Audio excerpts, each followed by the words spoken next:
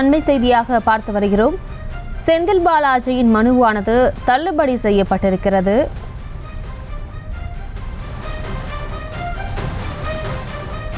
செந்தில் பாலாஜியின் மனுவானது தள்ளுபடி செய்யப்பட்டிருக்கிறது. அண்மை செய்தியாக பார்த்து வருகிறோம். இது தொடர்பான மேலும் விவரங்களை செய்தியாளர் மதியழகன் வழங்கிட கேட்கலாம். மதியழகன், வணக்கம். மேலும் விவரங்கள்.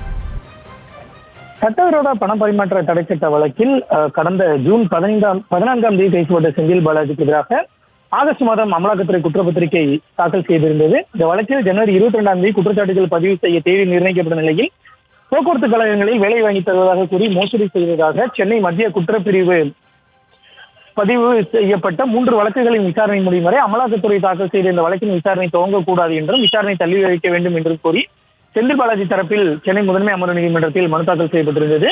இந்த மனு நீதிபதி மனு மீதான விசாரணை நீதிபதி எஸ் அல்லி முன்பு நடைபெற்ற பொழுது செந்தில் பாலாஜி தரப்பில் மத்திய குற்றப்பிரிவு வழக்கில் செந்தில் பாலாஜி விடுவிக்கப்படும் பட்சத்தில் அமலாக்கத்துறை வழக்கு தொடர்ந்ததே செல்லாததாகிவிடும் என கூறப்பட்டது.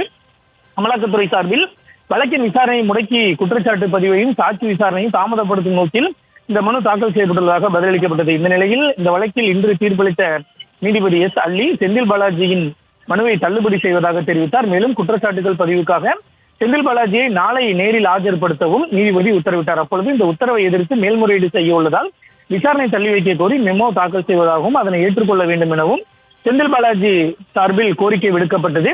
மெமோவை ஏற்றுக்கொள்வதற்கு முதலில் மறுப்பு தெரிவித்த நீதிபதி பின்னர் மெமோவை தற்போது பெற்றுக்கொள்வதாகவும் அதன் மீது பின்னர் முடிவெடுக்கப்படும் என்றும் நீதிபதி எஸ் அல்லி கூறினார். செய்திகளை உடனுக்குடனும் துல்லியமாகவும் தெரிந்து கொள்ள சப்ஸ்கிரைப் பண்ணுங்க.